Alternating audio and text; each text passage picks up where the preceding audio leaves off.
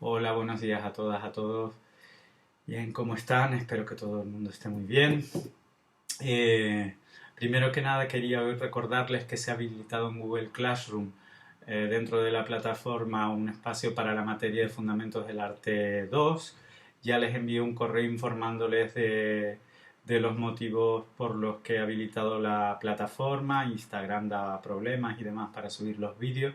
No obstante, voy a seguirlo intentando con Instagram, es decir, en la medida en la que pueda voy a seguir subiendo los vídeos allí.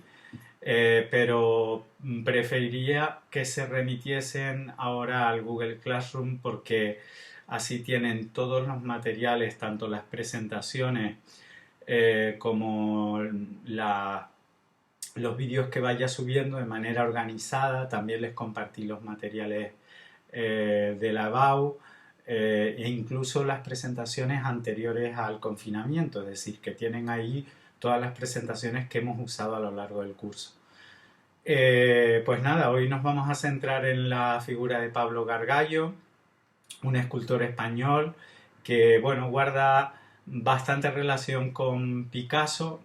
Pues para empezar, pues se llamaban, su primer nombre, en este caso Pablo, ambos se llamaban Pablo. Ambos nacieron en 1881, es decir, nacieron en el mismo año. Se conocerán personalmente y bueno, tanto Gargallo va a ser influido un poco por las propuestas cubistas de Picasso, como también Picasso va a tomar algunas referencias de Gargallo. A ver, Pablo Gargallo nace, como decía, en 1881 en Zaragoza, bueno, un pueblito de la provincia de Zaragoza, Maella concretamente, bastante cercano a Tarragona. Eh, y bueno, nace en el seno de una familia más bien humilde. Su padre se tiene que trasladar a Barcelona cuando él tenía 7 años, 1888. En eso coincide también en el que se traslada, si bien Pablo Picasso lo hacía de Málaga, primero a La Coruña y luego a Barcelona, pues en el caso de Pablo Gargallo, pues desde Zaragoza a Barcelona. En 1888 llega Pablo Gargallo a Barcelona y allí, pues bueno, comienza a manifestar el gusto por el dibujo también y por la cerámica o la alfarería. Eh, mm, de hecho, ingresa en un taller de alfarería y también comienza en 1895 a dar, o sea, a recibir clases de dibujo en la Llotja, la escuela de Barcelona. En esta escuela recordarles también que estudió Pablo Picasso. También estuvo participando, como dato curioso, como corista en el Liceu de Barcelona, como el coro de la Ópera de Barcelona, el Gran Teatre del Liceu. Y bueno, con esto le ayudaba un poco a ganarse la vida. Bueno, estamos hablando que él ahí tenía, cuando formaba parte del coro infantil, apenas 9 años, ¿no? Pero que posteriormente va a mantener esa relación con el liceo durante un tiempo. En 1898, después de haber ya cursado estos estudios en la Llotja de Barcelona y así también como en las clases de dibujo, él ya participa en dos exposiciones colectivas en la Sala Parés, una sala de Barcelona, una galería de arte. Y en 1900 frecuentaba la famosa cafetería Els Quatre Gats, la cervecería en la cual va a conocer pues tanto a Picasso, Manol Huguet, Isidre Nonell, Sabartés, el malogrado Casagemas, etcétera, etcétera. Allí, pues bueno, él va a tomar contacto un poco con toda la esfera artística de la Barcelona de entonces, una esfera que venía bastante influida por el modernismo imperante en la época y que bueno, que ya también conecta un poco con lo que vimos ayer al respecto de la pintura de Henri de Toulouse-Lautrec. Él en 1902 obtiene una bolsa de viaje, es decir, como una especie de beca, para irse a París a estudiar. Recordemos que ya Picasso se había marchado en 1900 con Casagemas y él aprovecha, pues bueno, un poco esta circunstancia para solicitar esta bolsa de viaje, se le concede, pero con la mala fortuna de que su padre fallece en ese año. Entonces tiene que pedir una prórroga de dicha bolsa de viaje porque tiene que hacerse cargo de la familia, de su madre y del resto de sus hermanos durante ese año. En 1903, al año siguiente, ya consigue irse a París y allí en París pues conoce la escultura, por ejemplo, de Rodin, ante la cual él inicialmente pues se siente fascinado, aunque si bien es cierto que luego al final, más adelante, al final no, más adelante va a renegar un poco del estilo de Rodin. En 1904 él se ve obligado a volver a Barcelona y se instala en la calle Comercio, en el que había sido, mientras él había estado ausente de París, el taller de Picasso. Y allí empieza a trabajar también toda una serie de esculturas, un poco en esa tradición bastante modernista o más bien clásica. No podemos decir que Pablo Gargallo haya sido un artista de vanguardia excesivamente heterodoxo, porque siempre se movió entre esas dos vertientes, ¿no? Ya lo iremos viendo a medida de que vayamos avanzando en la presentación, pero verán cómo alterna pues esculturas de carácter un poco más tradicional o clasicistas con otras profundamente innovadoras y más vinculadas a la vanguardia, ¿no? Bien, aquí en la primera diapositiva, en la primera foto, tienen una imagen de Pablo Gargallo en su taller con una escultura que veremos más adelante. Su hija Perret decía que su padre tenía un carácter un tanto agrio, ¿no? Que cuando estaba trabajando en el taller no quería que nadie le molestase, y eso que a lo mejor estaba forjando con el yunque dando martillazos, pero él necesitaba muchísimo silencio. Si algo no le salía bien o alguna escultura no le quedaba suficientemente bien, Pierrette, su hija, la única hija que tuvo, comentaba que se ponía de un humor de perro, ¿no? Que no había quien se le acercara. Pero que eso no le impidió que fuera buen padre de familia y que bueno, que ella tenía una relación muy especial con su padre, siempre y cuando no fueran horas de trabajo, pues esta relación era bastante buena y fructífera. Pasamos a la diapositiva número 2. Bien, ahí tienen dos obras. A la izquierda una máscara de Picasso de 1913. Vean ahí el característico flequillo y esa sonrisa de medio lado del Picasso de por aquel entonces. Hecho que se repite en esta otra escultura de la derecha, tallada en piedra, que bueno, que se hizo para el Teatro Bosque de Barcelona, que luego fue reconvertido en cine, ¿no? Ahí vemos un poco que ya Gargallo hace de Picasso estos dos retratos, ¿no? Es anterior la talla en piedra que la de la máscara de Picasso. Como vemos una escultura, la de la máscara de Picasso, que se nota bastante la textura del material, esa influencia que podía haber un poco de Rodin en lo que supondría la base de la misma, ¿no? Con esa textura un poco rugosa, los volúmenes exacerbados en el rostro, las facciones de la nariz, de la boca, observen los labios, etcétera. Y bueno, esta influencia de Rodin un poco está aquí en esta primera serie de esculturas. También hay otras esculturas, en este caso altorrelieves o también bajorrelieves, que hace medallas para panteones funerarios, es decir, para lápidas de algún personaje famoso por encargo. Y También en esta época, en 1906 concretamente, lo contrata un arquitecto catalán modernista, Domènech i Muntaner, para realizar el conjunto escultórico de esculturas que iban a decorar la fachada y otras estancias del Hospital de Sant Pau en Barcelona. Entonces él, pues bueno, durante toda su trayectoria se va a mover un poco entre el encargo, esas obras un poco más tradicionales o más clásicas, por decirlo así, y luego va a experimentar en la soledad un poco de su taller o por voluntad propia con otro tipo de propuestas mucho más innovadoras en las que va a ir introduciendo mejoras con el paso del tiempo, ¿no?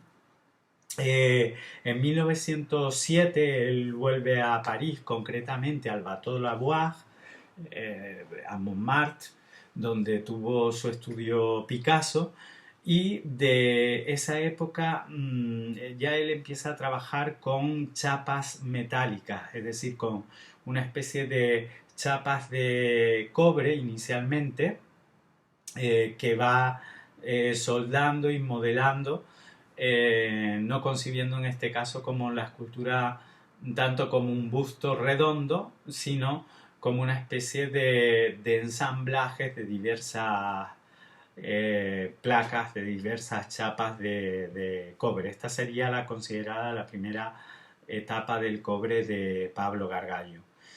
En 1908 Domènech Muntaner lo vuelve a llamar, aunque él estaba en París, pero lo vuelve a reclamar para las esculturas del Palau de la Música Catalana, también otra obra fundamental y capital del modernismo catalán. Y en 1913, posteriormente, él vuelve a París, cuando ha acabado este trabajo, y allí va a conocer a la que va a ser su esposa, Magali Tartanson, que se la presentó a Pablo Gargallo precisamente Juan Gris. Él tenía contacto pues con todos estos artistas que pululaban alrededor de Montmartre en el Bateau Lavoir, y el propio Juan Gris, que como sabemos fue un máximo exponente del cubismo español, va a ser quien le presente a su esposa, ¿no? Esto en 1913, pero en 1914 estalla la Primera Guerra Mundial, y se ve obligado, bueno, él pide alistarse en el ejército francés, pero le deniegan el acceso por su débil salud. Siempre tuvo problemas respiratorios, problemas pulmonares, y bueno, esta condición física tan endeble pues le hizo que lo rechazaran, ¿no?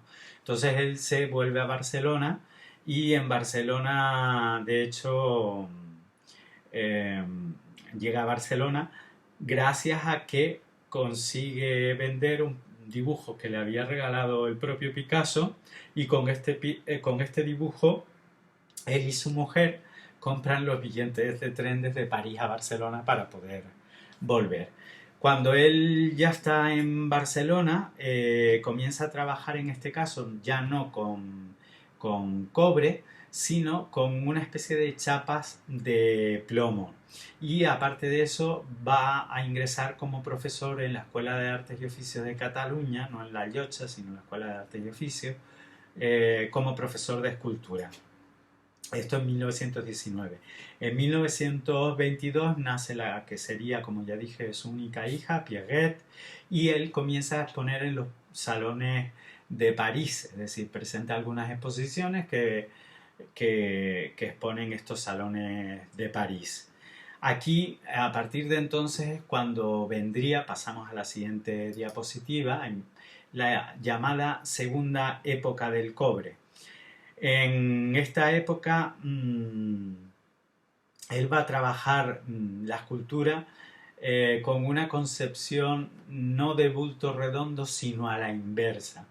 Es decir, si observamos estas dos obras, Maternidad en 1922 y del mismo año Mujer en Reposo, fíjense cómo aquellos volúmenes que deberían ser convexos, es decir, hacia afuera, él lo que hace es excavarlos. Entonces empieza a trabajar con esta propuesta artística de manera que la figura igualmente se puede observar como un volumen excavado, pero no por ello deja de reconocerse las diferentes formas, ¿no? Esa relación entre el volumen, el vacío, el lleno y el espacio va a ser una constante que luego bueno, va a determinar la que va a ser su obra final y su obra de madurez.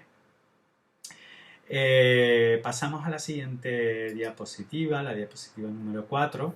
Aquí tenemos una de 1928, una obra que se titula Kiki de Montparnasse, que era una actriz, bueno, se llamaba realmente Alice Prim, pero era conocida como Kiki de Montparnasse porque residía en este barrio de París. Y fíjense cómo aquí ese trabajo del vacío ya le lleva, o del cóncavo y del vacío, ya le lleva a concebir esta escultura que es bronce dorado, que por cierto se encuentra en el Museo Nacional Reina Sofía de Madrid. Y fíjense cómo este volumen de la cabeza realmente es un vacío. Únicamente deja como una silueta con distintos planos, ¿no? La nariz sale hacia adelante, la boca se dibuja media boca y el ojo con una especie de líneas que definen simplemente la posición donde se encuentran, ¿no? Pero a nivel volumétrico, pues realmente la escultura es más un vacío que un lleno. No obstante, observen el gran parecido que existe entre la retratada, en este caso Kiki de Montparnasse, y la obra de Pablo Gargallo. En 1929, pasen a la siguiente diapositiva, coincidiendo con la Exposición Universal de Barcelona, le encargan una serie de obras sobre las Olimpiadas, es decir, en este caso sobre atletas. Aquí tienen el saludo olímpico que mantiene ese brazo en alto, y el auriga, que es este que conduce esta cuadriga de caballos. Esta es una réplica realmente que se expone en otro parque de Barcelona, y esta otra del saludo olímpico puede verse actualmente en el exterior del Estadio Olímpico de Montjuic. La de la auriga corona la puerta de entrada de dicho estadio. Como ven aquí, en esa escultura de encargo, Pau Gargallo abandona un poco ese planteamiento más vanguardista, casi protocubista. Fíjense como en las dos obras, tanto en la diapositiva número 3, que hablábamos de la maternidad, como en la de la 4 de Kiki de Montparnasse, podríamos observar ese planteamiento casi cubista, ¿no? de la escultura. Él se había quedado impresionado con el trabajo que estaba haciendo tanto Picasso como Gris en torno al cubismo, con esa simplificación de la forma, y digamos que de alguna manera la lleva a esa escultura. Pero en estas obras, que son obras más de encargo, mantiene un tanto ese clasicismo anterior a esa época vanguardista, como decía, que por eso digo que no es un escultor que podamos considerar vanguardista de manera muy heterodoxa, ¿no?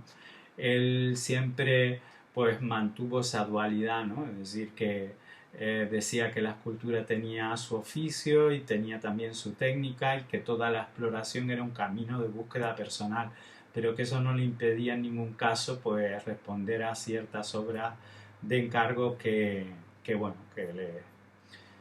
les exigían cierta mayor figuración o grado de iconicidad, un grado de iconicidad más elevado, ¿no? Pasamos a la siguiente diapositiva. Y aquí en 1930 él inicia la que podríamos considerar la llamada época de hierro, ¿no? Él empieza a trabajar con unas planchas de hierro mucho más gruesas que en las anteriores y se mantiene en esa concepción simplista de análisis que veíamos ya en el retrato de Kiki de Montparnasse, en este caso en La máscara de Greta Garbo, es la misma obra la que tienen ahí, pero puesto esa otra en medio, para que vean un poco cómo a medida que va girando alrededor de dicha escultura, ese grado de iconicidad, a pesar del vacío omnipresente, ¿no? Que se aprecia en la obra, no se pierde. El gran parecido de la escultura, de esta escultura con esta actriz, con Greta Garbo, es más que evidente. Fíjense en las pestañas, por ejemplo, eh, que se plantean aquí en esta obra, etcétera, etcétera, ¿no? Esta bellísima obra, ¿no? Que supone mm, ir quitando poco a poco elementos hasta quedarse con aquello esencial para definir la forma, ¿no? Y esa concepción de que la escultura no solo es algo lleno, sino que también el espacio puede funcionar como un elemento escultórico. En este sentido, qué duda cabe que Pablo Gargallo fue, vamos, un escultor innovador donde los hay, donde los hubiese en este caso, perdón, y que va a aportar a todo el arte de vanguardia posterior, pues esa línea de avanzadilla que la escultura un poco se mantenía todavía dentro de los cánones del previos, ¿no? a este arte de vanguardia, del clasicismo, un poco también del impresionismo de Rodin, etcétera, pero no con esta perspectiva tan nueva, tan novedosa, tan arriesgada. Pasamos a la diapositiva número 7. A ver, en esta diapositiva podemos observar dos obras de Pablo Gargallo, pero que en realidad la de la derecha es una estrategia que a él se le ocurrió para poder hacer diferentes réplicas de la misma escultura sin necesidad de estarla forjando o fundiendo nuevamente. Es decir, que casi como si fuese una especie de grabado, lo que hacía era recortaba estas piezas en cartón duro y entonces mediante las placas de cobre o en algunos casos incluso de plomo, él lo que hacía era les daba forma y podía repetir así luego estas esculturas de manera seriada casi. Es decir, que en muchos casos este arlequín con flauta, por ejemplo, hay varias versiones, existen varias versiones. Observen cómo también el tema del arlequín, pero con flauta, podría recordar también a los tres músicos de Picasso, también la influencia de todo del mundo de la comedia del arte, en los ballets de Diaghilev o de Parade, que bueno, que Picasso ya estaba un poco trabajando en este tema, ¿no? Entonces hay también una clara influencia de Picasso en esta obra. En la diapositiva número 8 pasamos a la siguiente. Aquí tenemos, pues pueden apreciarlo mucho mejor, este gallo más o menos montado con las piezas de cartón y fíjense como algunos otros elementos aparecen en este caso abajo, que son las piezas sobrantes, pero que él lo que le permite estas diferentes piezas es volver a reproducir esta escultura de este gallo con total fidelidad, sin necesidad de pasar por un proceso de soldadura o de ensamblaje de las partes, de cada una de estas partes, lo cual era mucho más costoso, ¿no? Entonces estos cartones todavía se conservan, algunos de ellos en el Museo Pablo Gargallo de Zaragoza y otros en otras colecciones.